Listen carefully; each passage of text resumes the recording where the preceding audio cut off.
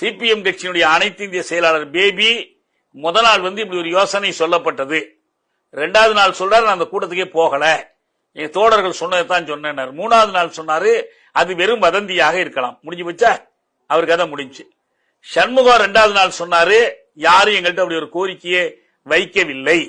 தெளிவா சொன்னாங்க, எங்களுக்கு யாரும் எங்கள்கிட்ட ஒரு கோரிக்கையை அப்படி வைக்கவில்லை. ஆனா இப்ப லேட்டஸ்டா என்ன சொல்றாருன்னா ஆமாமா அப்படியும் பேசிக்கிட்டாங்க. திருமாவளவன் என்ன சொல்றாரு, நாங்க போனோம், ஸ்டாலின் எல்லாரும் இருந்தாங்க, அவங்களுக்கு ஜனங்க ஓட்டு போட்டிருக்காங்க, எனவே நம்ம ஆட்சி அமைப்பதற்கு தடையா இருக்கக்கூடாதுன்னு எங்கள்கிட்ட சொன்னாரு. சொல்லிட்டு அவர் போயிட்டாரு. அவர் போனதுக்கு பிறகு அங்க இருக்கிறவங்களுக்குள்ள பேசிக்கிட்டாங்க, ஏன் அதிமுக ஆட்சிக்கு வரக்கூடாதுன்னு பேசிக்கிட்டாங்க. இல்ல அதெல்லாம் முடியாது, அதெல்லாம் செய்ய முடியாதுன்னு சொல்லிட்டு வந்துட்டேன். நாங்க ஒரு முடிவு எடுத்துட்டோம் இவங்களை ஆதரிக்கிறதுன்னு.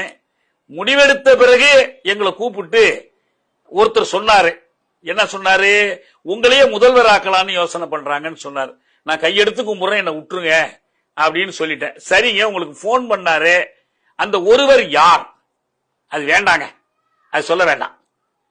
இப்ப எப்படி இதை வச்சுக்கொண்டு என்ன வாதம் பண்றது, யார குற்றம் சாட்டுறது? அதாவது கட்சிக்காரன் பல பேர் பல இது பேசுவான். நம்ம ஒரு 10-20 பேர் ஒரு குழுவா இருக்கும் போதே ஆளுக்கு ஒரு பேச்சு வரும். ஒரு பெரிய கட்சி, ஒரு மேஸ் பார்ட்டி, பலதரப்பட்டவர்கள் இருக்கிறாங்க. தன்னலம் முடிச்சவனும் இருக்கிறான், பொதுநலம் முடிச்சவன் இருக்கிறான், திராவிட சிந்தனை உள்ளவனும் இருக்கிறான், சாமி கும்பிடுறவன் இருக்கான், கும்பிடா எல்லாம் இருக்கான். அவன் குறுக்கு புத்தி வந்திருக்கும், அவனுக்காக ஒருத்தன் பேசலாம், ஐயோ எவனா நடிகனை விட்டுறதா அப்படின்னு பேசி எல்லாம் நான் மறுக்கல. கேள்வி, திமுக என்றால் யார்? தலைவர், பொதுக்குழு, நிர்வாக குழு. ஏதாவது ஒரு முடிவெடுத்து இவங்களுக்கு சொன்னாங்களா? சொல்லாம இவங்க ஏன் கமிட் பண்ண வேண்டிய அவசியம் இருக்கு? அப்ப இவங்களுடைய நழுவலை நியாயப்படுத்துவதற்காக இந்த வதந்தியை பயன்படுத்துகிறார்கள். இத்தனை நாள் அப்படி எந்த பேச்சு நடக்கலன்னு சொல்லிட்டு இருந்த வீரபாண்டியன் இன்னைக்கு வந்துட்டாரு, ஆமாமா பேசிக்கிட்டாங்க. என்னங்க இருக்கு? தெருவுல ஒரு புணம் கிடந்துச்சுன்னா இந்த புணம் அடிபட்டு செத்து விட்டதுன்னு சொல்லுவான். ஏன்னா யார் சாகடிச்சான்னு தெரியல. அதுக்குதான் பாசிவ் வாய்ஸ்ங்கிறது இங்கிலீஷ்ல பயன்படுத்தப்படும்.